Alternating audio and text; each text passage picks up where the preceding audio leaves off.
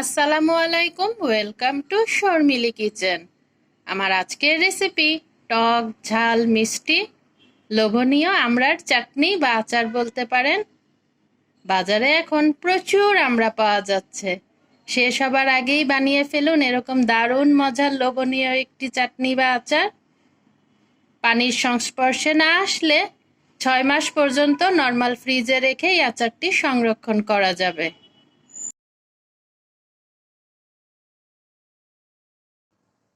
রেসিপিটি করার জন্য আমি এখানে কিছু মশলা নিয়েছি 4টা শুকনা মরিচ, মৌরি, পাঁচফোড়ন, জিরা, সরিষা, 1 টুকরা দারচিনি, 2টা এলাচি, হাফ টিস্পুনের কিছুটা কম করে নিয়েছি। এগুলো এখন শুকনো ভেজে গুঁড়ো করে নিচ্ছি।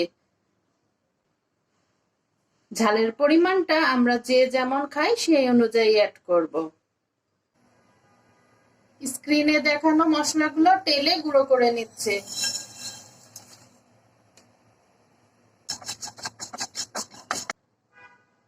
এখানে আমি 4টা আমড়া বড় সাইজের কুচি কুচি করে কেটে নিয়েছি। দিয়ে দিচ্ছি হাফ কাপ চিনি। চিনিটা যার যার পছন্দ অনুযায়ী দেব।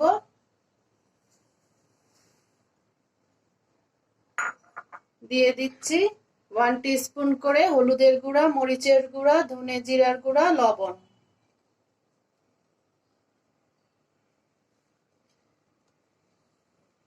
এখন দিয়ে দেব আদা এবং রসুন বাটা।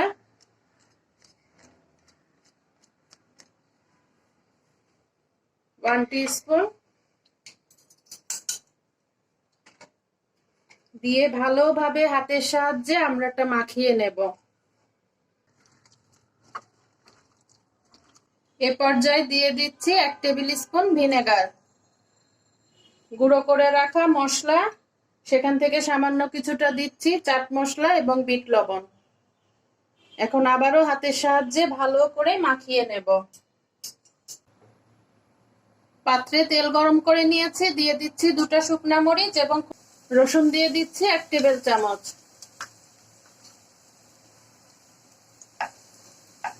সুন্দরভাবে ভেজে নেব। সুন্দর একটা ফ্লেভার আসলে দিয়ে দেব মাখিয়ে রাখা আমড়াগুলো।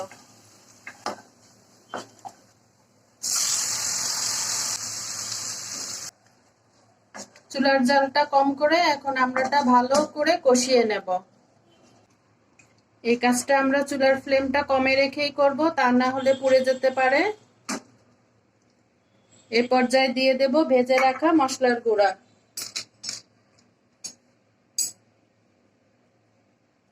আমি কিছুটা আমড়া মাখানোর সময় দিয়েছি, এখন কিছুটা দিলাম এবং লাস্টে কিছুটা ইউজ করব। আমার কাছে লবণটা কম মনে হয়েছে, আমি আরো কিছুটা লবণ দিয়ে দিচ্ছি।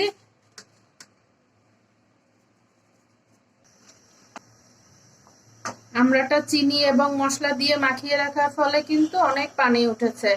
এই পানিতেই আমার চাটনিটা বানানো হয়ে যাবে। এক্সট্রা করে কোনো পানি দেওয়ার দরকার নেই, ঢাকারও দরকার নেই। সুন্দর একটা ফ্লেভার আসছে। বাজারে এখন প্রচুর আমড়া পাওয়া যাচ্ছে। আমরা শেষ হবার আগেই বানিয়ে ফেলতে পারেন দারুণ মজার এই আচারটি। আচার, চাটনি যে যেটাই বলি না কেন, এটা নর্মাল ফ্রিজে রেখে কিন্তু 6 মাস পর্যন্ত খাওয়া যাবে। যেহেতু আমি সিরকা দিয়েছি। এরকম মজার মজার রেসিপি পেতে চাইলে চ্যানেলটিকে সাবস্ক্রাইব করে রাখতে পারেন। এখন পর্যন্ত যারা ভিডিওটি কন্টিনিউ করছেন, প্লিজ ছোট্ট একটি লাইক দিয়ে দেবেন। আমি এখানে চিনি দিয়েছি, কেউ চাইলে গুড় দিয়েও করতে পারেন। আমার আচার বা চাটনিটি প্রায় হয়ে এসেছে। এ পর্যায়ে দিয়ে দেব আরো কিছুটা টেলে রাখা মশলার গুঁড়া। আমি চেক করেছি, মিষ্টি লবণ একদম ঠিক আছে, ঝাল। আচার বা চাটনি পরিবেশনের ক্ষেত্রে আমরা একটা কথা অবশ্যই খেয়াল রাখবো, সেটা আমরা গরম গরম কখনোই পরিবেশন করব না, ঠান্ডা করে পরিবেশন করব, তাহলে সেটার টেস্ট প্রপার পাওয়া যাবে।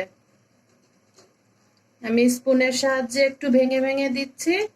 চিনি মেল্ট হয়ে কিন্তু এই ঝোলগুলা কিন্তু চিনি মেল্ট হয়েছে। কেউ যদি চান আরো কিছুটা শুকিয়ে নিতে পারেন, সেক্ষেত্রে আরো বেশি দিন সংরক্ষণ করতে পারবেন।